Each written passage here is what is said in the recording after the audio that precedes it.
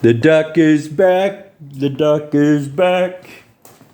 That's a fact, the duck is back.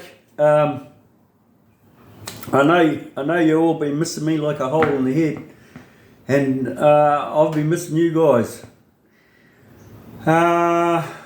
What's been happening? I got sick again, and then I had a house down in Podiki what got repiled, and I've been busy working there. I've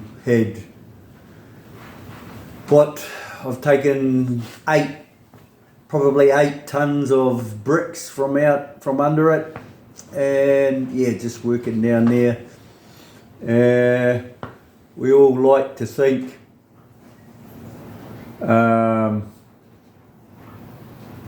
just flat out down there. And I got another truck. The grey truck ended up being a bigger job than what I thought, so I thought I got this truck, and then I've had problems with this truck, and then I borrowed my mate's truck to go down the line, and then that ran out of warrant and redro. Then we had to put in, because it had a different engine, it had to get recomplied. Got that done, and on it goes. And whoever said being semi-retired was less work? Yeah. I'm also going to let you know that I'm going to go start putting these videos through YouTube. And it's not because I want to make money. I don't need to make money. That's not my goal here. I've explained this numerous times. It's about getting information out there.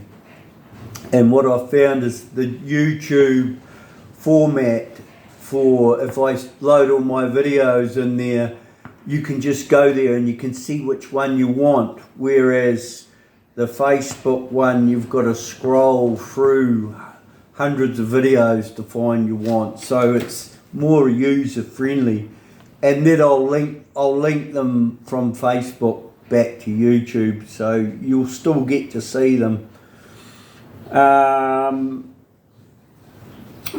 in Podiki, and it's not just a Podiki, it's around New Zealand. I've noticed a lot of guys on V-rods hitting their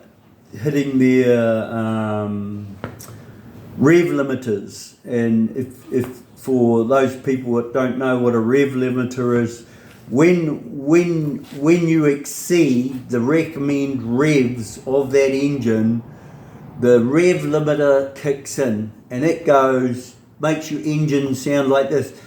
It won't rev any higher because the rev limiter is kicked in. And one thing that has dawned on me lately is that some information that might want to be passed to you guys. The first thing is that if let's just suppose that you bought your new Harley Davidson from Mr. H, and so you got the engine warranty and everything. If you keep taking that bike to the rev limiter, like, you know, some guys I see here doing it like every 10 seconds. So if they're doing that every 10 seconds and that engine blows up, Mr. H will plug it into the computer and see how many times that it's hit that rev limiter, and I tell you, there's a possibility that they will not honour the warranty because you have hit the rev limiter too many times. So that's the first thing. There's the warning. Watch out for that. The second thing is that which I've had a couple of people say to me lately that they didn't understand, is that V-rods the inside of a V-rod is set up more like a Japanese motorcycle, right? Where like a conventional Harley Davidson engine has an engine, a primary drive and a gearbox, right? On most the big blocks anyway, other than V-rods. And normally, if there's a problem in one of those compartments, it is restricted into that area, right? Whereas a V-rod, they're all in one. So you can get one component, what goes, like one little nut or bolt falls into the engine, and then there's a possibility that you could have what we call a chenoval, right? And that's where one little thing, and then it goes through the whole engine and completely takes out the whole engine. And when I say the whole engine, I mean the transmission and everything. And yes, they can be repaired, you know, but it's a lot more costly. So that's something else I've been wanting to stress. I've had a couple of things lately. I think I've already touched on this subject before, but I just want to touch on it again, which is to do with torque wrenches and you doing your own repairs on your motorcycles. So I have a full selection of torque wrenches, right? And when it comes to things like primary covers, they all have to be torqued. Now, Brian and Trevor will tell you, oh no, I just, you know, but torque wrenches, and I'll get one just so you know what I'm on about.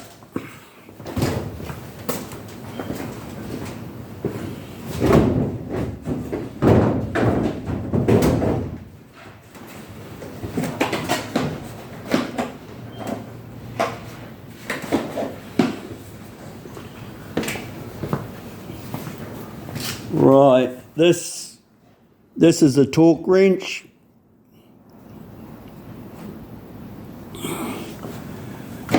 This is a torque wrench, and basically what you do is these little numbers in here, and you set it to the appropriate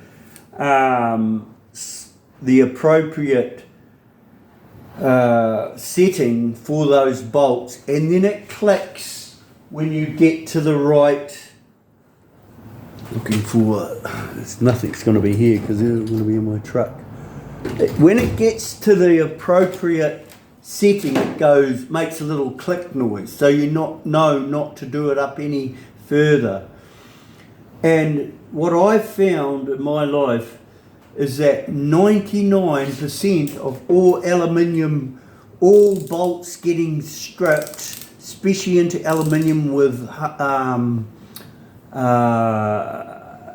bikes, whether it be Jack Boyds, Harleys, whatever, is because the person who's doing the work hasn't got one of these.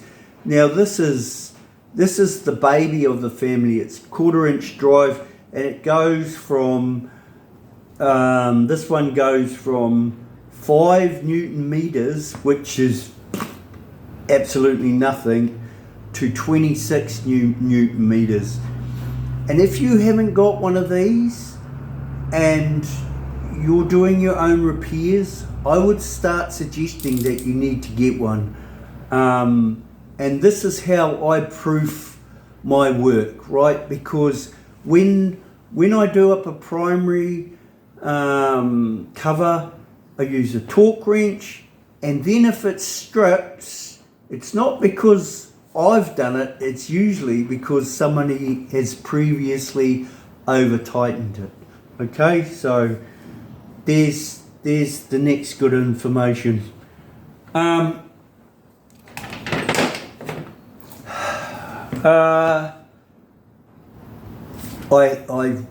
be honest, I haven't really got time. I'll show you, I don't know if you can see in there, but I'll show you what I'm up to at the moment. Just putting this engine back together. This is Recode 1.